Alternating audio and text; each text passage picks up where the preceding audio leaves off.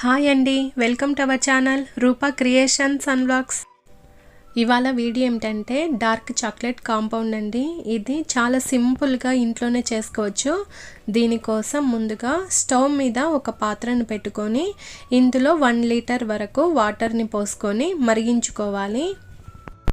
ఇలా water rolling boil అవుతున్నప్పుడు ఇంకొక పాత్రని దాని మీద పెట్టుకొని ఇప్పుడు ఇందులో 2 టేబుల్ స్పూన్ వరకు బటర్ని వేసుకుంటున్నాను. ఈ రెసిపీని మీరు బటర్తోనే కాకుండా కొబ్బరి నూనెతో అదేవిధంగా నెయ్యితో కూడా చేసుకోవచ్చండి. ఇప్పుడు చూడండి, ఇలా బటర్ కరిగిపోయిన తర్వాత ఇప్పుడు ఇందులో 1 కప్పు షుగర్ పౌడర్ని వేసుకోవాలి. 2 table spoon cocoa powder, 1 table spoon milk పౌడర్ని వేసుకొని వీటన్నిటిని బాగా కలుపుకోవాలి. ఫ్లేమ్ని మాత్రం హైలోనే పెట్టేసి చేసుకోండి. చూడండి, ఈ విధంగా బాగా కలుపుకున్న తర్వాత ఇంకొక 2 మినిట్స్ పాటు ఈ విధంగా కలుపుకుంటూ ఉంటే అన్నీ బాగా కలిసిపోయి పూర్తిగా మెల్ట్ అయిపోతుంది. ఇప్పుడు స్టవ్ ఆఫ్ చేసేసుకొని దీనిని పక్కన పెట్టేసుకోండి. ఇలాగా ఒక మౌల్డ్ ఉంటుంది చాక్లెట్స్ చేసుకోవటానికి. ఈ మౌల్డ్స్ వచ్చేసి ఆన్లైన్లో అదేవిధంగా సూపర్ మార్కెట్స్లో అవైలబుల్గా ఉంటాయండి.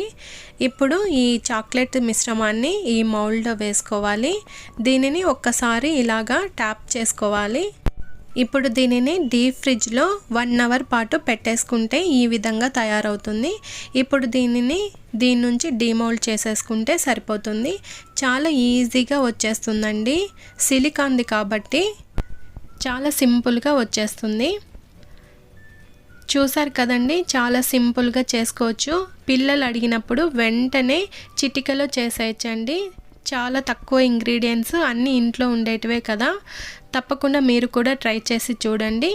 ఇప్పుడు ఈ చాక్లెట్ మౌల్డ్ మనకి లేకపోతే ఇంకొక విధంగా చేసుకోవచ్చండి. అది ఎలాగో ఇప్పుడు చూపిస్తాను.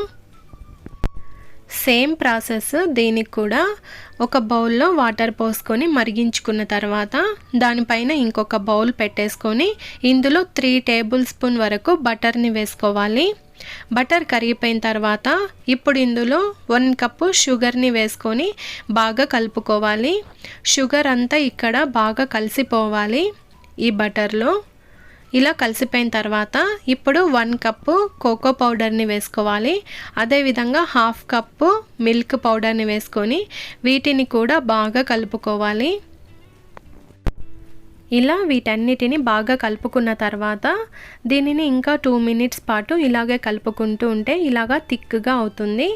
ఇప్పుడు దీనిని మనం స్టవ్ ఆఫ్ చేసేసుకొని ఒక ప్లేట్లోకి తీసుకొని మనకి ఏ షేప్ కావాలంటే ఆ షేప్లో చేసుకోవచ్చు చాక్లెట్స్. ఇప్పుడు మీకు ఇష్టమైతే ఇందులో బాదం పప్పులు, జీడిపప్పులు తురిమి వేసుకోవచ్చు.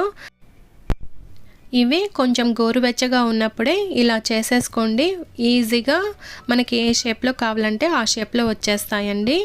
చూసారు కదండి, చాలా సింపుల్గా చేసుకోవచ్చు. పిల్లలు అడిగినప్పుడు ఇంట్లోనే చిటికలో చేసేయచ్చండి. చూసారు కదండి, మీకు నచ్చినట్లయితే ఈ వీడియోని లైక్ చేయండి, షేర్ చేయండి. అదేవిధంగా ఇటువంటి మరెన్నో రెసిపీస్ కోసము ఛానల్ని సబ్స్క్రైబ్ చేసుకోండి. Thank you for watching. Take care. Bye bye.